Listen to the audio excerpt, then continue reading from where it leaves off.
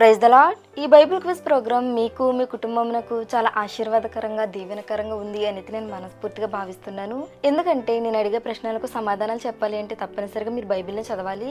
ఎలా అయినా బైబిల్ని చదువుతారు అనే ఉద్దేశంతో ఈ బైబిల్ క్విజ్ ప్రోగ్రామ్ను స్టార్ట్ చేయడం జరిగింది.